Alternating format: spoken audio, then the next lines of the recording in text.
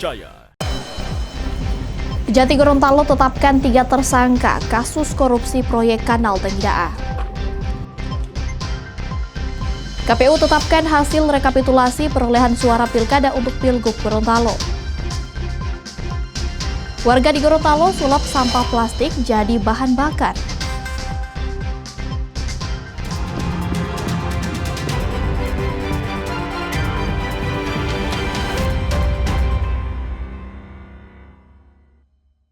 Selamat pagi saudara, selain 3 berita utama tadi, kami juga telah menyiapkan berbagai informasi lainnya yang terjadi selama sepekan terakhir di Gorontalo dan sekitarnya yang telah kami rangkum dalam program Kompas Gorontalo Sepekan. Bersama saya, Puspasari.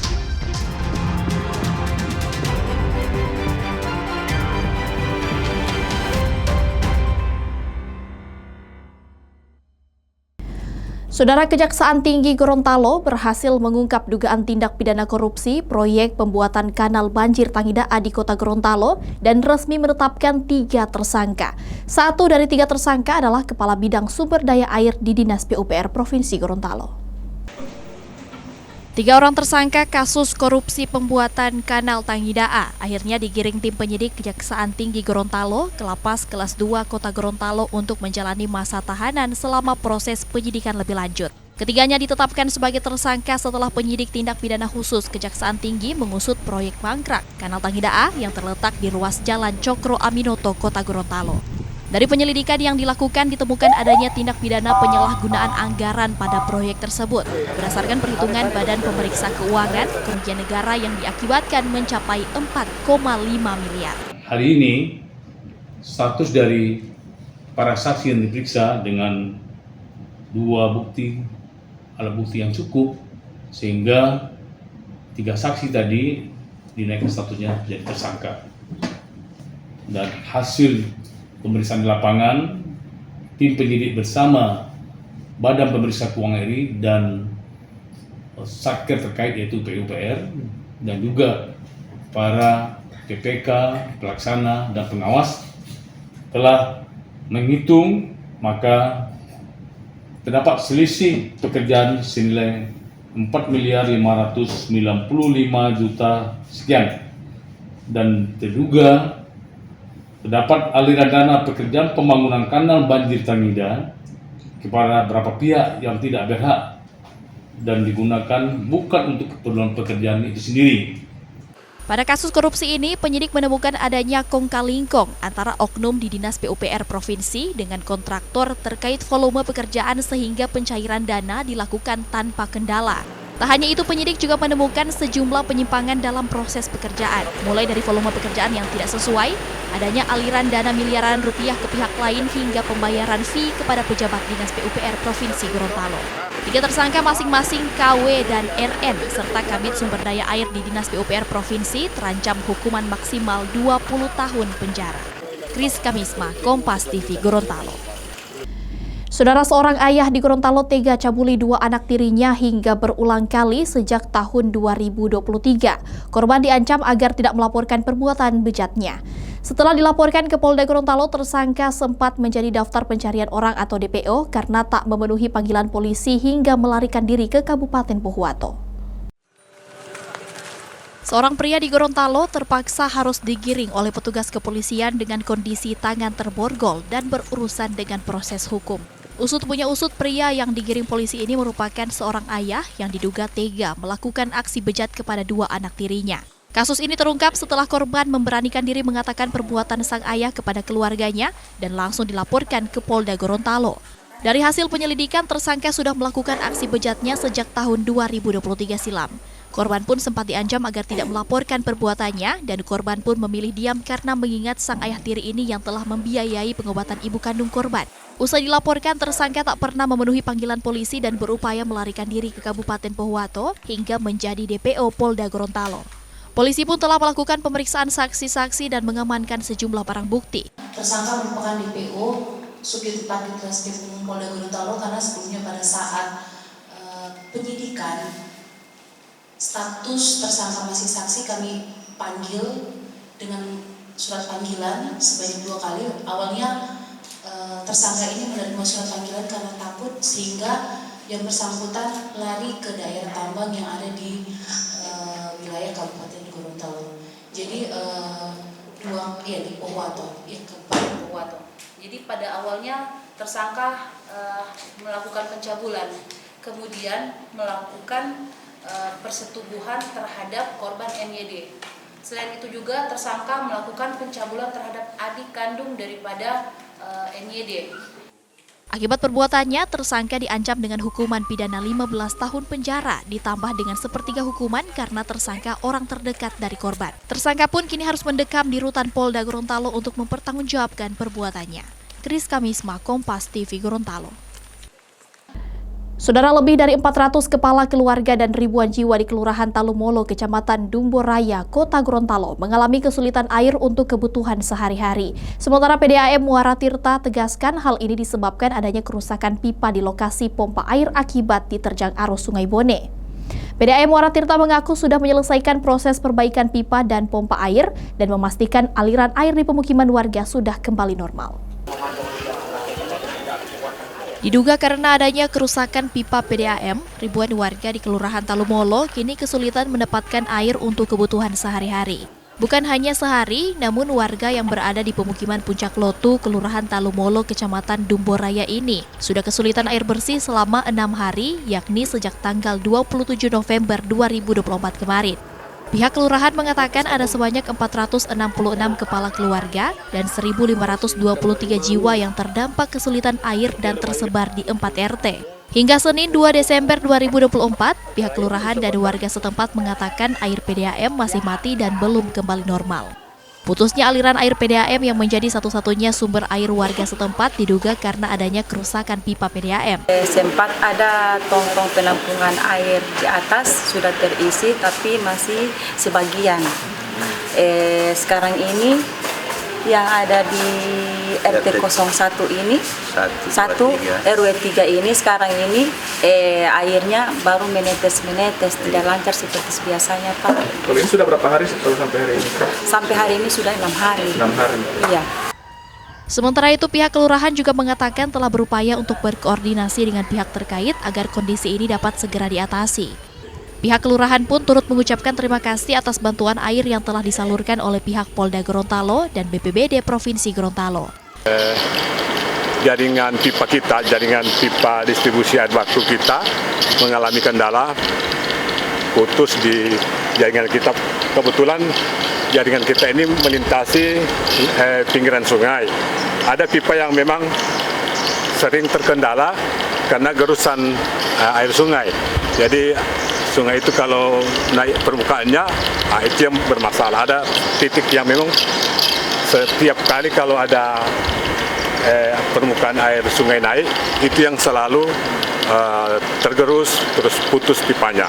Nah, kami berusaha untuk itu memperbaiki dan alhamdulillah sekarang sudah tersambung kembali. Cuman itu lagi, kalau air naik lagi, pipa itu lagi yang bermasalah.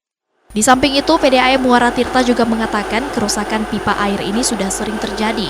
Setiap debit air Sungai Bone meningkat, maka pipa yang berada di bantaran sungai ini akan mengalami kerusakan. Untuk mengantisipasi kerusakan yang terus terjadi, PDAM Muara Tirta telah berencana akan memindahkan pipa ke lokasi yang lebih aman. Namun hingga kini masih terkendala lahan yang belum mendapatkan kesepakatan dari warga atau pemilik lahan. Kris Kamisma, Kompas TV, Kota Gorontalo, Gorontalo. Saudara, informasi terkait KPU tetapkan hasil rekapitulasi perolehan suara pilkada untuk Pilgub Gorontalo akan kami hadirkan usai jeda berikut. Tetaplah di program Kompas Gorontalo Sepekan.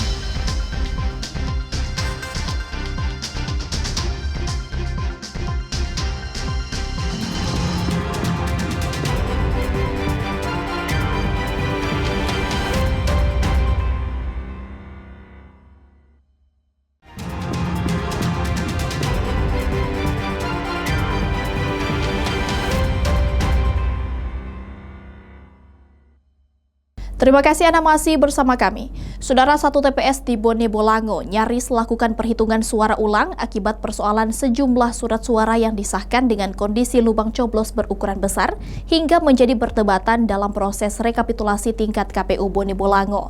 Namun berdasarkan regulasi dan kajian Bawaslu Bone Bolango, persoalan yang terjadi tidak memenuhi unsur dilakukannya perhitungan suara ulang dan menyatakan bahwa surat suara yang dimaksud masuk dalam kategori sah. Silakan kalau proses ini dilanjutkan.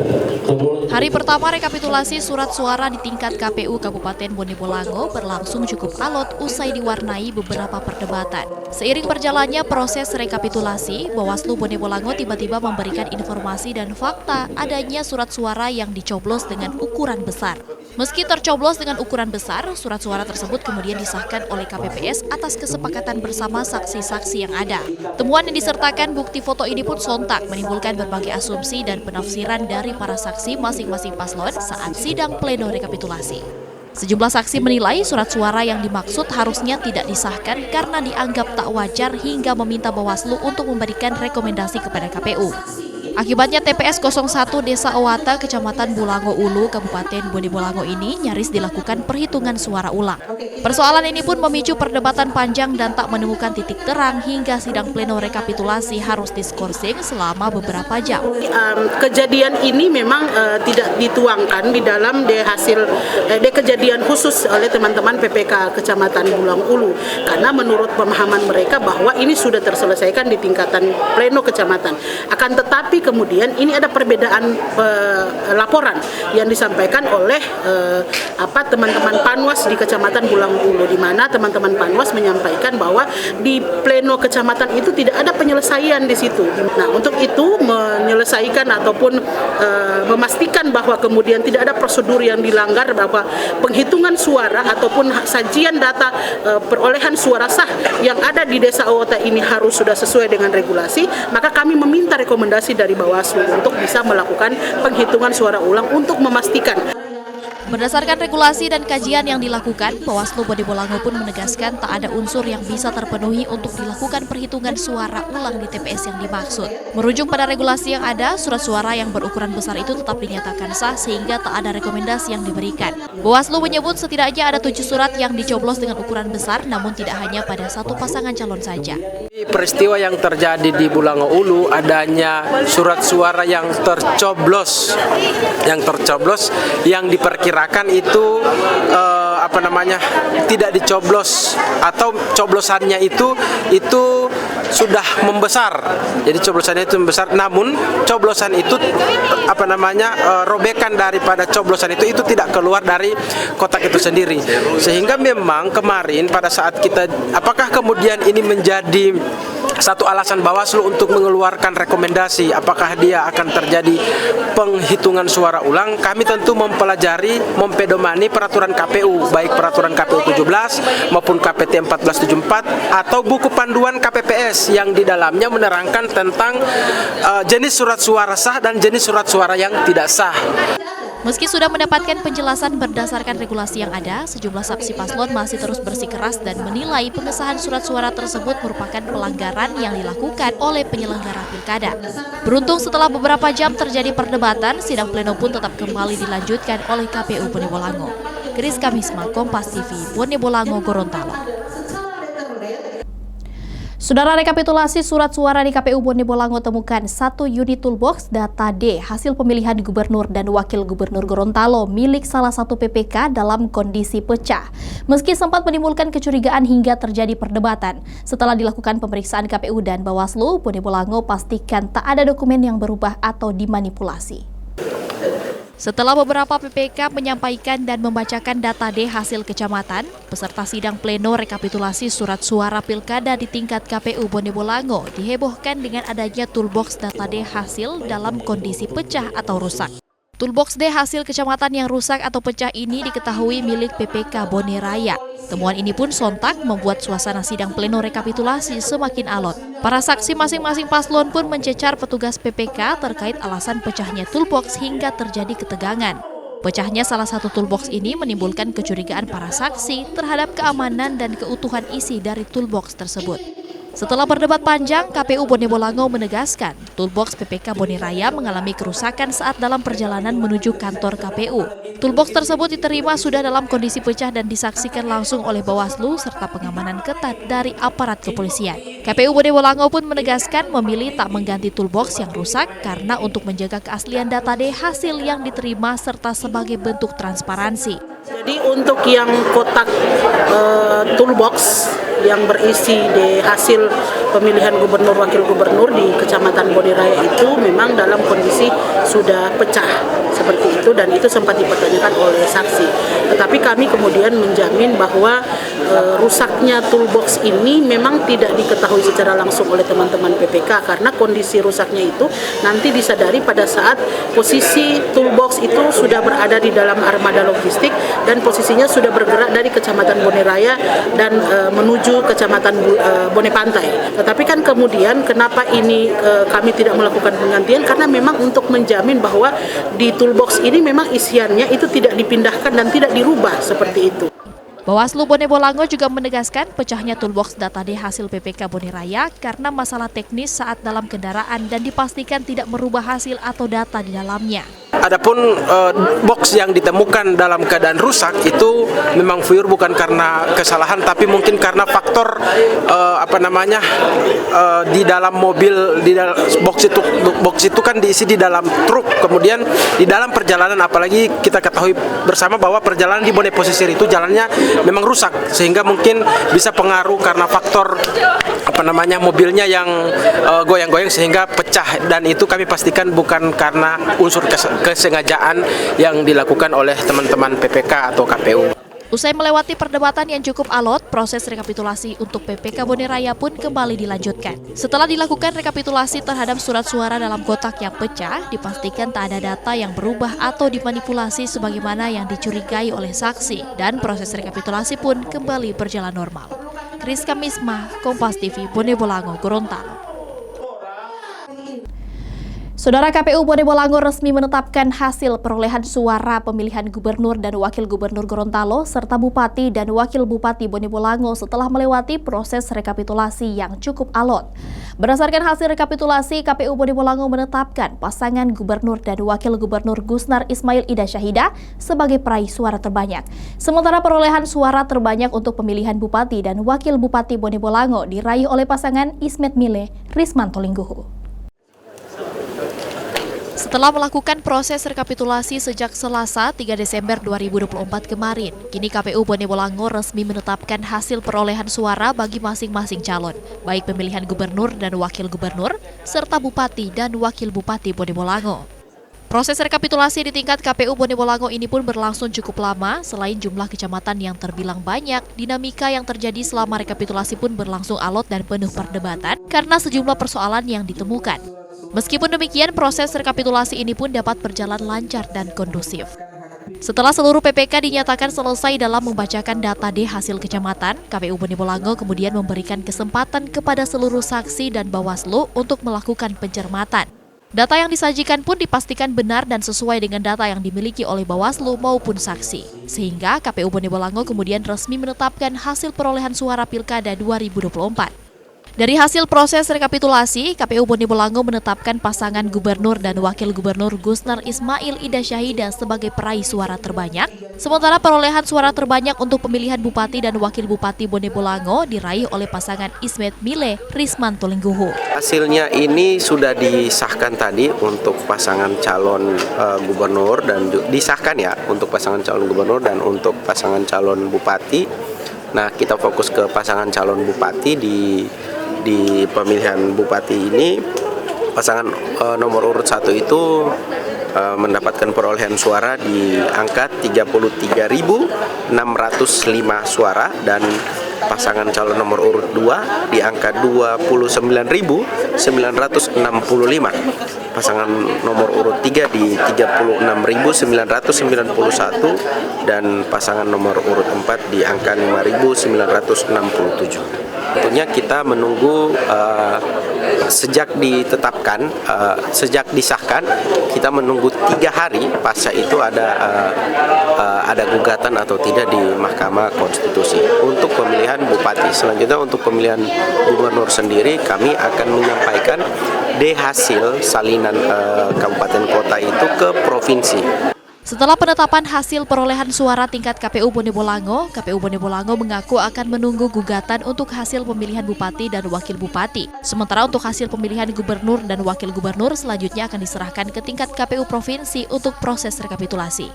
KPU Bone Bolango pun berharap tak ada lagi sengketa atau perselisihan hasil pilkada yang akan dilaporkan nanti. KPU juga memastikan seluruh tahapan telah dilaksanakan dengan maksimal sesuai dengan regulasi dan mekanisme yang ada.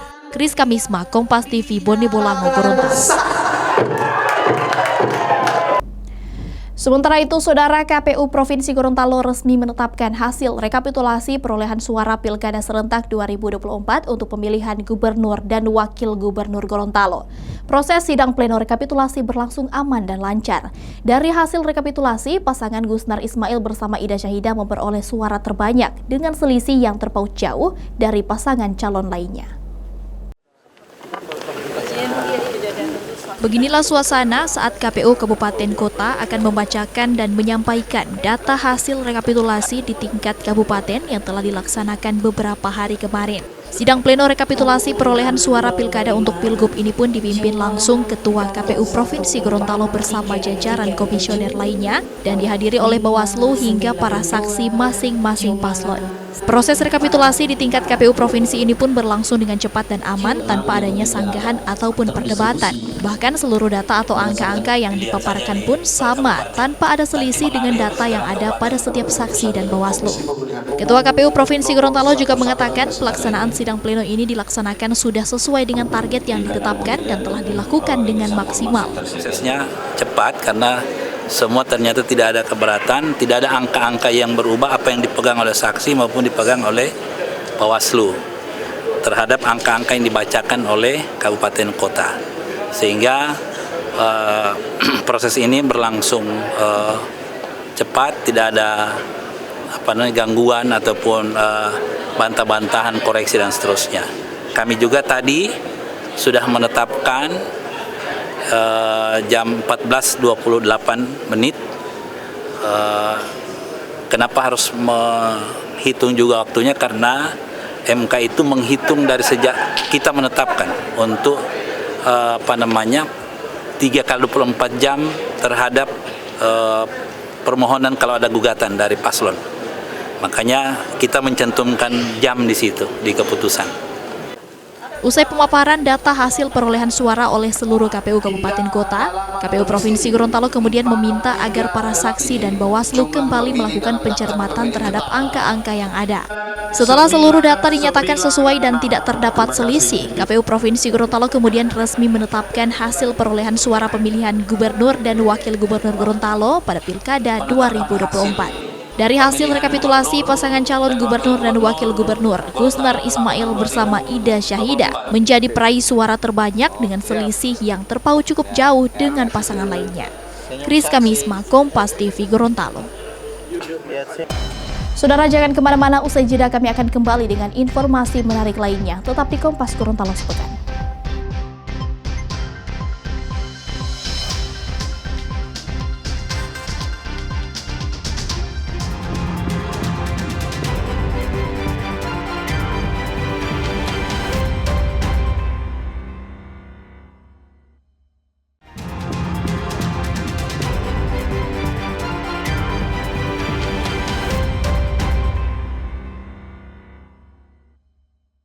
Terima kasih Anda masih bersama Kompas Gorontalo. Saudara, Korem 133 Nani Wartabone bersama Kantor Perwakilan Bank Indonesia Provinsi Gorontalo melakukan penanaman bibit cabai rawit jenis Samia di lahan Korem 133 Nani Wartabone yang berlokasi di Kabupaten Gorontalo pada Selasa 3 Desember 2024. Penanaman cabai ini dilakukan demi mendukung program ketahanan pangan nasional.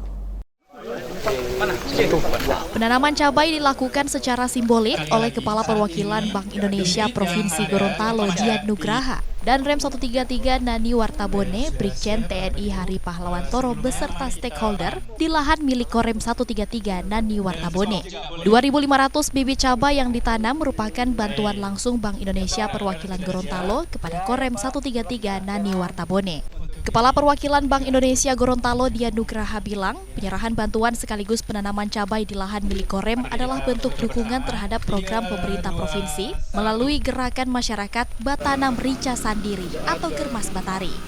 Germas Batari adalah gerakan bersama Pemprov dan Bank Indonesia untuk mendukung ketahanan pangan dan pengendalian inflasi daerah. Tak hanya memberikan bantuan bibit, Bank Indonesia Perwakilan Gorontalo juga memberikan pendampingan pada awal masa tanam dengan tujuan tanaman cabai ini bisa tumbuh secara berkelanjutan.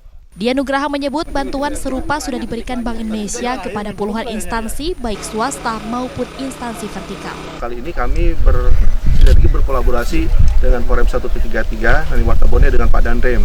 Kami sudah cukup lama mendiskusikan ini dan alhamdulillah hari ini terrealisasi. Sebagaimana disampaikan oleh Pak Danrem, ini di lahan milik Korem dengan sejumlah 2.500 bibit yang kami serahkan ke koperasi Korem bersama-sama dengan petani binaan Bank Indonesia untuk digarap. Mudah-mudahan kita sukses sampai panen nanti. Sementara itu, Danrem 133 Nani Wartabone, Brigjen TNI Hari Pahlawan Toro memberikan apresiasi kepada Bank Indonesia Perwakilan Gorontalo atas bantuan yang diberikan. Danrem menyebut program Germas Batari adalah sejalan dengan program Korem yakni lingkungan kolaboratif yang memiliki tujuan yang sama yaitu untuk mendukung ketahanan pangan dan pengendalian inflasi. Selain cabai, Korem juga telah menanam sejumlah tanaman pangan dan buah-buahan dan sedang mengembangkan peternakan sapi, ayam, dan kambing. Menurut Danrem, program ini dilaksanakan juga hingga ke Kodim jajaran dan Koramil. Alhamdulillah hari ini tadi sudah kami menerima bantuan berupa bibit cabai dan sekaligus penanaman perdana di lahan Korem. Ini seperti yang saya sampaikan sebelumnya bahwa ini juga selaras dengan program TNI Angkatan Darat untuk mensupport ketahanan pangan. Kebetulan kami di sekitar teman-teman semua ini sedang kami siapkan lingkungan kolaboratif mulai dari sayur mayur, kemudian buah-buahan, termasuk cabai yang hari ini. Kebetulan juga kemarin sebelum ini diharapkan gerakan masyarakat Batanam Rica Sandiri dapat mendorong masyarakat memanfaatkan lahan secara produktif demi memenuhi kebutuhan sehari-hari. Hence Tumilaar, Kompas TV Gorontalo. Saudara, bermula dari keprihatinan banyaknya sampah berserakan di lingkungan pemukiman rumah, seorang warga Kota Gorontalo berinisiatif mengumpulkan sekaligus mengolah sampah menjadi bahan bernilai. Berbekal peralatan sederhana, sampah yang dikumpulkan kemudian disulap menjadi bahan bakar pengganti minyak dan solar yang bisa digunakan untuk mesin.